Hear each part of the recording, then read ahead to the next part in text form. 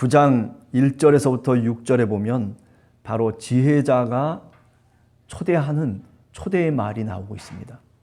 예. 뭐라고 나옵니까? 지혜가 그의 집을 짓고 7 기둥을 다듬고 짐승을 잡으며 포도주를 혼합하여 상을 차려놓고, 그리고 종을 보내서, 자기 여종을 보내서 성중 높은 곳에서 많은 지나가는 사람들에게 이제 불러서 초대하는 거죠. 예. 잔치를 베풀고 있는 거예요. 이렇게 많은 것들을 차려놓고, 예? 여기 뭐라고 되어 있습니까? 잘 다듬고, 그리고 짐승을 잡고, 그리고 포도주를 혼합해서, 그래서 상을 다 갖추어 놓고 초대하는 거죠. 예. 목마른 자들아 다 이리로 오라, 내가 너희를 쉬게 하리라. 찬송가 앞에서 불렀던 그 찬송가 내용과 유사한 거죠. 예. 예수 그리스도, 그분이 세상을 향해서 오라고 초대의 말을 주고 있는 거죠. 예. 어리석은 자는 다 이리로 돌이키라. 무슨 말이에요? 회개하라는 거죠. 근데 잔치를 차려놨는데도 사람이 오질 않는 거예요. 그 잔치에 초대를 했는데 많은 사람들이 어떻게 했어요? 반응이 어때요? 실제로 그 잔치 자리에 들어오질 않는 거예요. 예수님이 말씀하실 당시에 유대인들이라고 그렇게 말씀드릴 수가 있겠죠.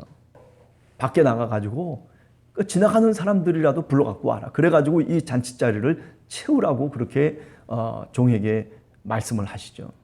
처음에 초대한 사람들이 아니라 오히려 지나가던 행인들을 불러서 그래가지고 그 잔치 자리를 채워넣었다. 뭐 이방인들로 이제 채워넣었다. 뭐 이런 얘기들을 우리가 할 수 있겠죠. 예. 여기도 이제 마찬가지입니다. 어리석은 자는 이제 돌이켜라. 그죠? 지혜 없는 자에게 이르기를 너는 와서 내 식물을 먹으며. 자, 단어들을 가만히 보면 요한복음 6장에 나오는 단어하고 비슷해요. 나는 생명의 떡이다. 나는 영원토록 솟아나는 생명수다. 그렇게 주님이 말씀을 하셨잖아요. 그렇죠? 나는 생명의 떡이니 내게 오는 자는 결코 줄이지 아니할 터이요 나를 믿는 자는 영원히 목마르지 아니하리라. 우리가 잘 알듯이 요한복음 6장 35절 말씀 아닙니까? 예. 어리석음을 버리고 생명을 얻으라. 그렇게 얘기하고 있어요. 여기 식물을 먹으며라고 하는 이 식물이 히브리어로는 사실은 식물이라고 하는 뜻도 되겠지만은 빵이라고 하는 말입니다. 빵.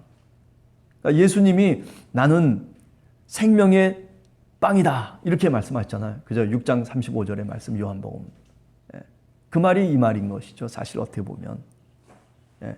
그러니까 예수 그리스도께서 이 땅에 오셔서 하나님 나라의 잔치를 다 베풀고 많은 이들을 초대하는 거죠. 그런데도 불구하고 그 초대에 응하지 않고 돌이키지 않고 가던 길을 멈추지 않고 이 구원의 잔치에 참석하지 않는 그런 사람들이 있다는 거죠.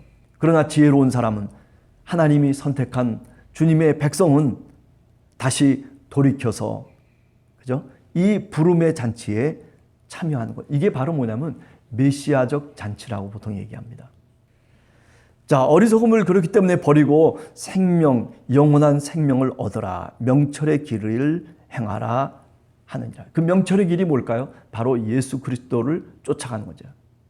예수 그리스도를 믿고 그분이 가신 그 길을 같이 함께 걸어감으로 인해서 우리는 그 길이 영생의 길이라고 하는 것을 분명히 고백하는 겁니다. 자, 그 다음에 8절을 우리가 보면 우리가 실생활에서 이야기되는 내용들을 주로 이제 얘기하고 있습니다. 어떤 거냐면 거만한 자를 책망하지 말라. 여기 거만한 자라고 하는 것이 말하자면 고집이 센 자를 의미하는 겁니다. 책망하지 말라. 자기 주장만 갖고 있는 사람. 내 판단이 무슨 절대적인 진리인 것처럼 그렇게 말하며 그렇게 믿고 있는 사람이 있어요. 남들은 뭐 바본가요? 그죠? 남의 이야기도 귀를 기울일 줄 알아야 될 거 아니겠어요? 아니, 어쩌면 남이 나보다 더 나은 명철한 지혜로운 사람일 수 있단 말이에요. 그런데 자기 자신만이 그렇게 지혜롭다라고 생각하는 거예요. 그래서 그 마음속에 고집으로 똘똘 뭉쳐 있는 거죠. 그거를 가리켜서 오늘 여기서는 거만한 자라고 그렇게 말하고 있는 겁니다. 그런 사람을 책망하지 말아라. 예? 왜?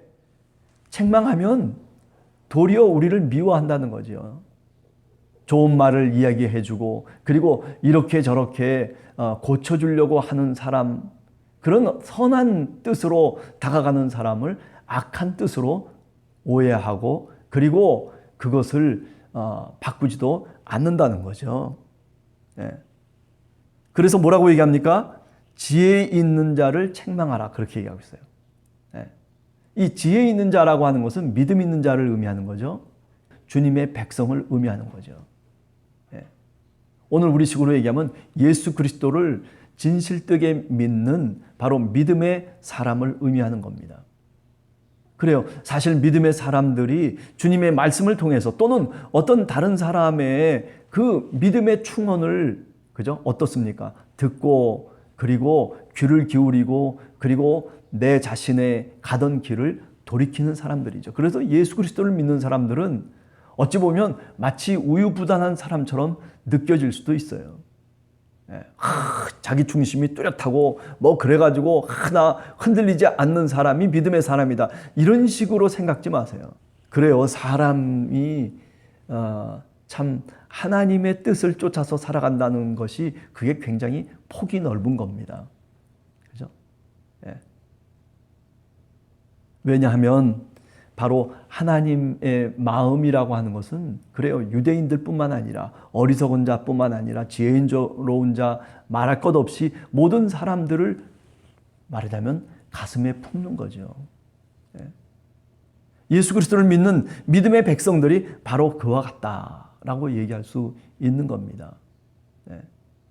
그죠? 목마른 자들아 내게로 오라. 내가 너희를 쉬게 하고 그리고 영원히 목마르지 않는 생수를 주겠다라고 주님이 요한복음 6장에 보면 끝없이 얘기하고 있죠. 나는 생명의 떡이다. 나는 생수다. 오늘 또 주님을 믿는 믿음의 백성들로서 지혜로운 마음을 갖고 여러분이나 저나 하루하루를 살아가는 그런 은혜가 있기를 간절히 원합니다. 그 다음에 또 이제 마지막으로 제일 뒤에 보면 이런 얘기들을 하고 있습니다. 뭐냐 하면은 16절 이하에 보면 어리석은 자는 이리로 돌이키라. 또 지혜 없는 자에게 이르기를 도둑질한 물이 달고 몰래 먹는 떡이 맛이 있다 하는도다. 그러나 어떻게 하라는 거예요? 돌이키라는 거예요. 예. 인간이라고 하는 게 그래요. 도둑질한 물이 달고 몰래 먹는 떡이 맛있다. 옛날에 어렸을 때에도 이런 그죠? 옛날에는 뭐 설탕도 없고 뭐 그러다 보니까 몰래 부엌에 들어가서 생각이 나는 게 뭐냐면 설탕을 몰래 훔쳐 먹는 거죠. 그런데 설탕인 줄 알고 먹었는데 보니까 미원이에요. 그래가지고 그냥 구토하고 막 혓바닥을 씻어내고 뭐 이런 어떤 재미난 일도 과거에 어린 시절의 기억으로 이제 남아 있습니다만은 그게 뭐냐면 도둑질한 것이 맛있는 거예요. 예. 그죠? 물이 달고 몰래 먹는 떡이 맛이 있다. 그래요. 우리가 죄악 가운데 살아갈 때는 그게 그 죄악에 취해가지고 그게 뭐 전부고 그게 참 행복하고 그게 맛있는 것처럼 느껴져요. 예. 그러나 우리가 주님의 말씀을 대하면서 우리 자신이 이렇게 죄인이고 우리 자신이 이렇게 지혜 없는 자고 이렇게 어리석고 연약한 자라고 하는 것을 깨닫는 그 순간부터 우리는 그것이 단 것이 아니고 쓴 것이라고 하는 것을 깨닫게 되죠. 내가 지금까지 이렇게 잘못 믿었구나. 그죠? 단 것을 많이 먹으면 뭐가 돼요? 당뇨병에 걸릴 수가 있고 단 것을 많이 먹으면은 다른 것들에 대해서 맛을 느끼질 못하는 것과 같은 이치다 하는 겁니다. 그래서 지혜 있는 자에게 얘기합니다. 다시 돌이키고 다시 돌이켜서 그리고 저 어리석은 사람들이 살아가는 그 방식에서부터 벗어나라는 거죠. 그죠? 도둑질한 물이 달고 몰래 먹는 떡이 맛이 있다 하는도다. 그러나 너희는 그렇게 살지 말라는 거죠. 그런 습성과 그런 잘못된 인격으로부터 다시 벗어나야 된다라고 하는 것을 이야기하고 있습니다. 오늘 하루 여러분과 제가 살아가면서 오늘 잠언의 9장의 말씀을 한 번 더 깊이 생각하시기 바랍니다. 처음엔 뭐였었죠? 구원의 잔치를 베풀고 우리 주님께서 우리에게 초대의 말을 주고 있습니다. 이리 오라는 겁니다. 돌이키라는 겁니다. 가던 길에서 다시 이 구원의 잔치 속에 참여하라는 겁니다.